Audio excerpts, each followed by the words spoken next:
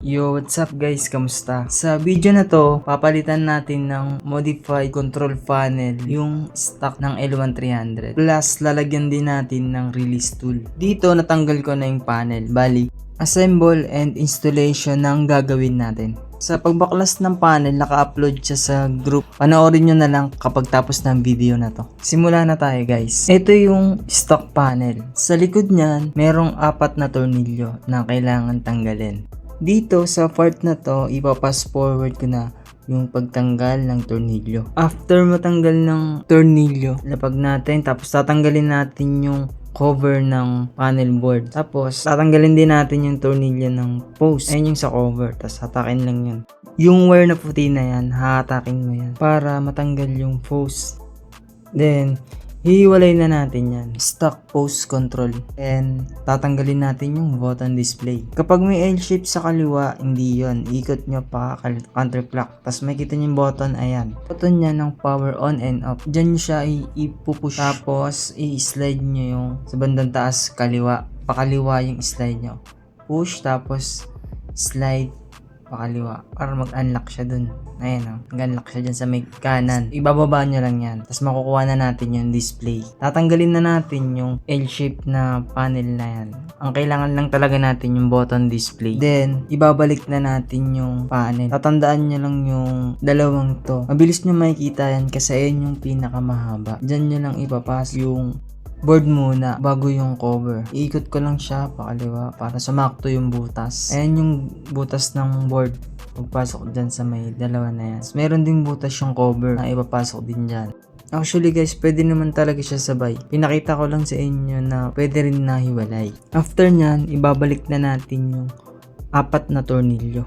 Yung L-shape cover tsaka yung post tapos yung tornilyo na i-keep lang natin guys kasi magagamit natin siya kapag gusto rin natin bumalik sa close type. After maibalik na lahat, doon naman tayo sa modified panel board kung saan ilalagay natin tong display button. Yung panel board dito may 4 na tornilyo. 2 may nut, 2 wala. Tapos, ito naman yung post button na included sa conversion kit. I-fit lang natin siya dyan sa may butas. Butas sa may bandang kaliwa. Then, ikakabit na natin tong panel board dun sa gitna. Yan, sa gitna ng natin, printer. Dito sa 2 butas na yan, dyan natin itutornilyo yung panel board. Yung gagamitin nating tornilyo, yung walang nut, diretso lang siya, screw lang. Makikita nyo yung pasobra sa likod. Ayan yung magiging stopper ng release tool. Then, may 2 nakaabang dyan na pag nilapag yung panel, sakto siya sa butas. Saka na natin i-connect yung post button. Sa post button naman, meron siyang daanan dyan sa ilalim. Magmula sa ilalim pataas. Tapos, saka natin siya i-connect dito sa panel. Pag nakapasok na siya dun sa may butas. Ayan, yung butas na yan. Tandaan nyo lang sa button yung circle laging nasa harap. Kasi ayun yung post. Tapos yung play, yung isang diretso lang. So ayan, i-connect na natin dito dyan sa panel na yan. Yung kulay dilaw na yan. Dyan natin tinanggal yung stock kanina. Yung hinatak natin. Dyan yun siya. Tapos papalitan na natin siya nitong modified. Madali lang naman insert yan. Basta dahan-dahan lang. Tapos, medyo diin. Then, sabay bigla. Joke lang. Ayan. Tapos, ilalapit ko para makita nyo yung paano siya na-install. Tapos na tayo sa post button. Next naman, maglalagay tayo ng lock para hindi na siya maangat, hindi na siya magalaw-galaw. Ito yung magsisilbing lock. Meron lang tong 2 tornilyo na may kasamang nut. Pag pinasok mo yan siya dyan, hindi na siya maaangat. Baga, ayan na yung pinaka-lock niya. Ayan na. May 2 butas yan dyan na sakto. I-screw lang yan. Tapos merong nut sa ilalim, kabilaan. Medyo hawakan nyo lang maigi yung nut kasi maliit siya.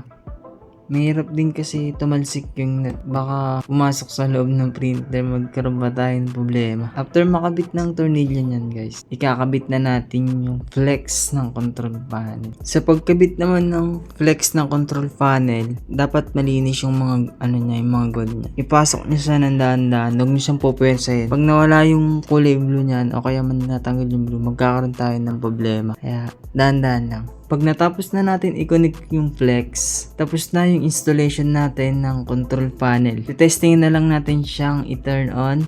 Kapag nag-turn on siya, ibig sabihin successful na yung ginawa natin. Yung release tool naman, ilalagay lang naman yun siya sa likod. Sa paggamit naman na itong release tool at saka control panel, meron tayong nakaseparate na video nasa group. Andyan yung group link sa baba, panoodin nyo dyan. At matatapos na tayo, ito-turn on ko na lang to and para makita nyo na gumagana. Ayan, gumana siya. Ibig sabihin, okay na. Gumana na yung printer natin. Napalitan na natin yung control panel. At ganun lang siya kasimple guys kung paano siya i-install. Mukha lang siyang mahirap pero basic lang yan sa gusto talagang matuto. Pero kung hindi ka pa ready mag-ecosol, pwedeng ganyan muna yung setup mo kagaya ng nasa video. Control panel lang yung na-convert. Pero hindi pa yan ecosol. Pigment pa din yan. Sa susunod na video, papalit na tayo ng ink tank at saka yung host na eco-solvent resistant. Kung nakaabot ka sa last part na to, maraming salamat sa pagtapos ng video. Like and share na rin. Muli, maraming salamat sa pagtapos ng video. Bye!